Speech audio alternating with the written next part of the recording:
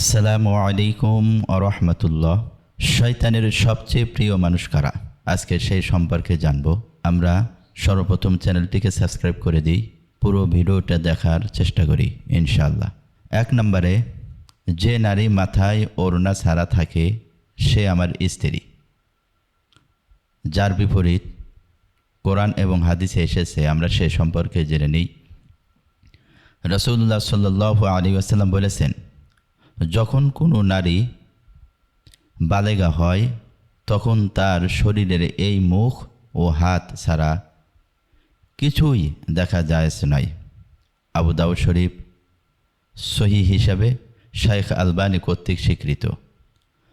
কোরআনের আয়াত, হে নবী, আপনি মুমিন নারীদের বলুন তারা যেন তাদের জিন্স, পর্দা, ওড়না নিজেদের উপর টেনে দেয়। সূরা আন-নূর 31 নম্বর আয়াত। 2 নম্বর, যে অযথা অর্থ ব্যয় করে সে আমার ভাই। তার বিপরীত কোরআন ও হাদিসে কি এসেছে?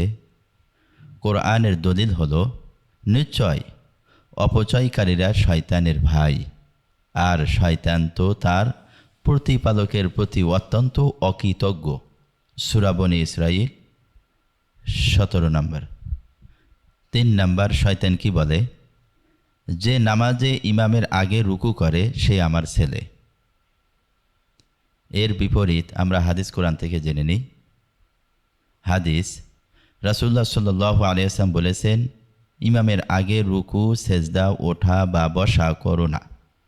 তোমরা কি চাও যে তোমাদের মাথা গাদার মাথায় পরিণত হোক? সহিহ মুসলিম 426 নম্বর হাদিস। তাহলে এই হাদিস থেকে শিক্ষা কি পাইলাম? ইমামের আগে কোনো রুকুন, যেমন রুকু বা সেজদা করা হারাম এবং এতে কঠিন শাস্তির হুঁশিয়ারি রয়েছে। 4 নম্বর, শয়তান কি বলে? যে অতিথি আসার পর মুখ ব্যাংচায় সে আমার মা। হাদিস কোরআন থেকে আমরা জেনে নিই। হাদিস, রাসূলুল্লাহ সাল্লাল্লাহু আলাইহি ওয়াসাল্লাম বলেছেন, যে আল্লাহ ও কিয়ামতের দিনে বিশ্বাস রাখে সে যেন তার অতিথিকে সম্মান করে। সহিহ বুখারী, সহিহ মুসলিম। কোরআনে আদব মুখ ব্যাংচার সম্পর্কে আল্লাহ তাআলা বলেন, তুমি মানুষকে অবজ্ঞ বলে মুখ ফিরিয়ে নিও না এবং দুনিয়ায় ধম্ব বলে চলো না। 5 নম্বর, শয়তান কি বলে? যে বিসমিল্লাহ না বলে খাওয়া শুরু করে সে আমার সন্তান। আমরা কোরআন হাদিস থেকে জেনে নিই। সংক্ষেপে সহিহ হাদিস, রাসূলুল্লাহ সাল্লাল্লাহু আলাইহি ওয়াসাল্লাম বলেছেন, তোমাদের কেউ যখন খাবার খায় সে যেন বিসমিল্লাহ বলে, আর যদি শুরুতে ভুলে যায় তবে সে যেন বলে বিসমিল্লাহি আউয়ালুহু ওয়া আখিরুহু। আবু দাউদ শরীফ 3767 নম্বর হাদিস, তিরমিজি 1858 নম্বর সহিহ হাদিস।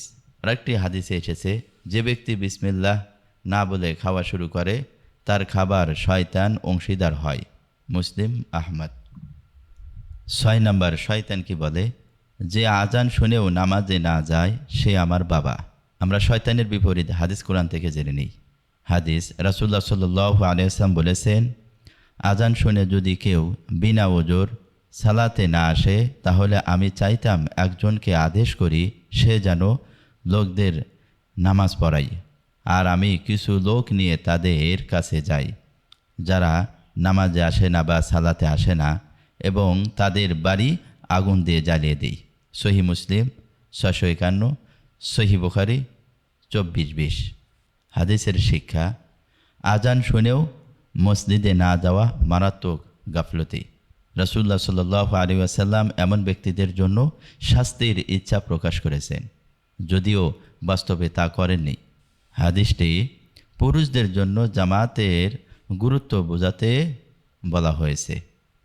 আল্লাহ তাআলা রব্বুল আলামিন আমাদের সকলকে শয়তানের প্রিয় মানুষ থেকে বেঁচে থাকার তৌফিক দান করুক। আল্লাহুম্মা আমিন। যারা চ্যানেলটি সাবস্ক্রাইব করেন না সাবস্ক্রাইব করে দিবেন। আল্লাহু আ'লাম। আসসালামু আলাইকুম ওয়া রাহমাতুল্লাহি ওয়া বারাকাতুহু।